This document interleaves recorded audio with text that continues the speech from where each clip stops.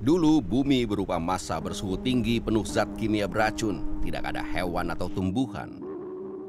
Alga biru yang disebut cyanobacteria mengubah segalanya. Cyanobacteria bisa dibilang salah satu kelompok organisme yang paling memukau. Udara ada di atmosfer terutama karena suatu bencana besar beberapa miliar tahun lalu. Cyanobacteria mulai memproduksi oksigen dan memungkinkan kehidupan di bumi.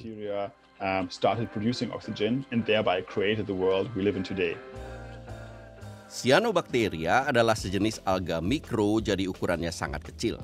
Sedangkan alga makro adalah yang biasa kita lihat di pantai. Alga juga melakukan proses seperti tumbuhan lain lewat fotosintesa. Jadi mereka menyerap karbon dioksida dan mengubahnya dengan bantuan sinar matahari. Kalau alga menghabiskan CO2 di laut, lautan akan mengambilnya lagi dari atmosfer.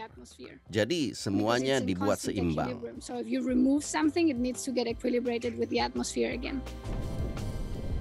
Alga di lautan menyerap 1/4 sampai 1/3 emisi CO2 di seluruh dunia. Manusia menggunakan alga sejak ribuan tahun lalu. Penduduk asli Amerika dan Asia Timur adalah yang pertama yang menanam alga.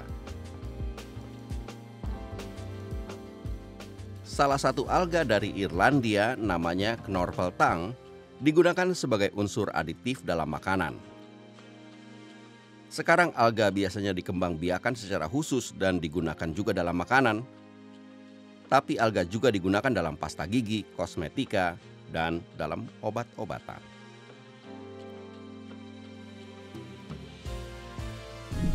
Alga yang dikembangbiakan untuk produk-produk ini juga mengikat karbon dioksida, tetapi penurunan emisi gas rumah kaca sejauh ini bukan tujuan utamanya.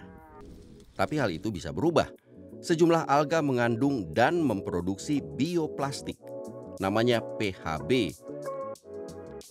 Ini bisa menggantikan bahan yang sering digunakan untuk membuat plastik. Dalam sebuah studi yang jadi terobosan, beberapa peneliti memodifikasi alga untuk meningkatkan produksi. Dengan metabolisme kita bisa meningkatkan dari 10% menjadi lebih 80%. Jadi kami membuat bakteria bioplastik. PHB bisa terurai di alam dan tidak melepas unsur beracun ke lingkungannya.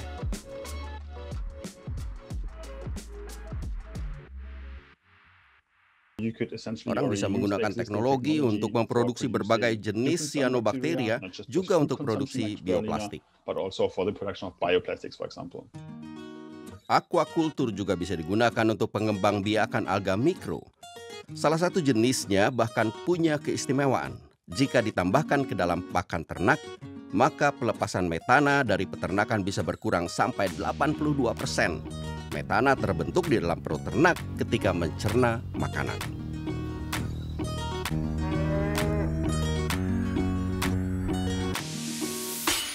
Symbrosia, startup yang sedang disorot media karena memproduksi pakan ternak yang mengandung alga.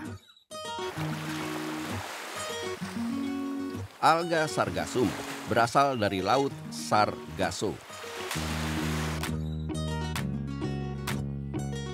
Akibat pemanasan global dan polusi, pertumbuhan sargassum menjadi tidak terkendali. Tahun 2018, bobot bunga sargassum mencapai 20 juta ton. Biasanya, alga akan terurai dengan sendirinya, tapi sekarang alga mencemari air, merusak terumbu karang, dan membawa kematian. Sargassum ini membawa kematian.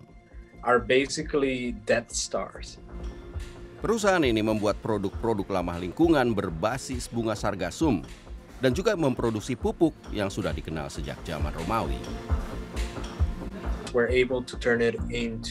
Kita bisa membuat berbagai bentuk. Ada yang bisa dioleskan di atas daun, disemprotkan di atas tumbuhan, atau diberikan ke tanah sebagai cairan atau sebagai butiran.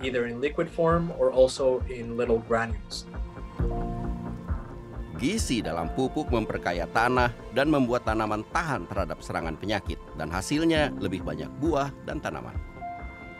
Cara terbaik menggunakan alga adalah untuk mengikat karbon dioksida, karena alga otomatis jatuh ke dasar laut jika tumbuhannya mati.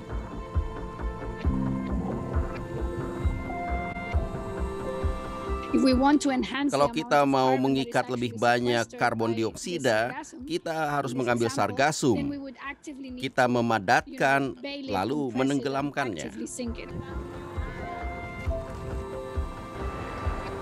Sebuah studi aktual menunjukkan emisi sektor pertanian di seluruh dunia bisa dijaga keseimbangannya jika hanya 2% lautan digunakan untuk menanam dan menenggelamkan alga. Yang sekarang paling sering dikembangbiakan adalah ganggang laut. Dan ini sudah dilakukan, tapi untuk jumlah besar diperlukan infrastruktur. Kalau ada alga yang bisa mengikat CO2 lebih banyak, tentu itu akan sangat baik. Dan kalau berbicara efisiensi, itu adalah sargasum.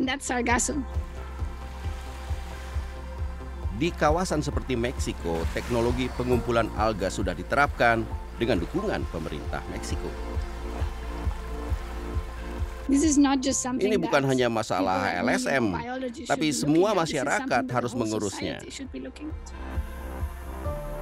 Memang, semua itu membutuhkan dana besar, tapi pengembangbiakan alga bisa menjadi bagian dari solusi krisis iklim.